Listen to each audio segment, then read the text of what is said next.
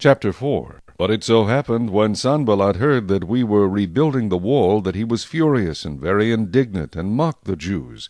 And he spoke before his brethren and the army of Samaria, and said, What are these feeble Jews doing? Will they fortify themselves? Will they offer sacrifices? Will they complete it in a day? Will they revive the stones from the heaps of rubbish, stones that are burned?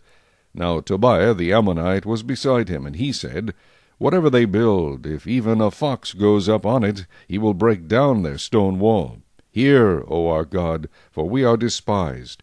Turn their reproach on their own heads, and give them as plunder to a land of captivity. Do not cover their iniquity, and do not let their sin be blotted out from before you, for they have provoked you to anger before the builders.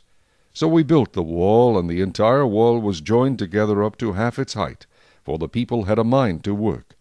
Now it happened, when Sanballat, Tobiah, the Arabs, the Ammonites, and the Ashdodites heard that the walls of Jerusalem were being restored, and the gaps were beginning to be closed, that they became very angry, and all of them conspired together to come and attack Jerusalem, and create confusion. Nevertheless we made our prayer to our God, and because of them we set a watch against them day and night.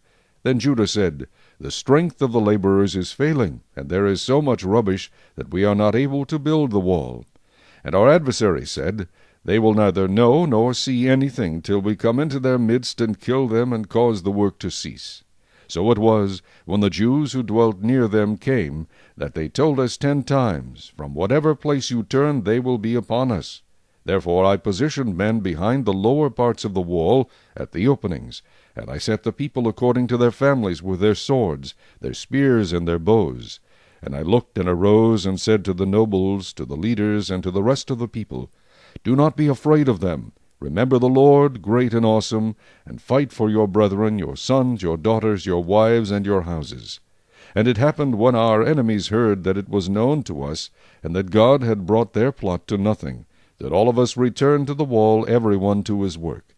So it was, from that time on, that half of my servants worked at construction, while the other half held the spears, the shields, the bows, and wore armor, and the leaders were behind all the house of Judah.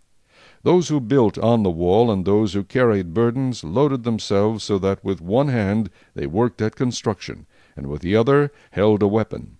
Every one of the builders had his sword girded at his side as he built, and the one who sounded the trumpet was beside me. Then I said to the nobles, the rulers, and the rest of the people, The work is great and extensive, and we are separated far from one another on the wall.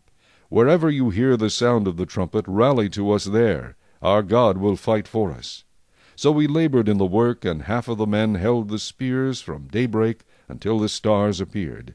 At the same time I also said to the people, Let each man and his servant stay at night in Jerusalem, that they may be our guard by night and a working party by day. So neither I, my brethren, my servants, nor the men of the guard who followed me took off our clothes, except that every one took them off for washing.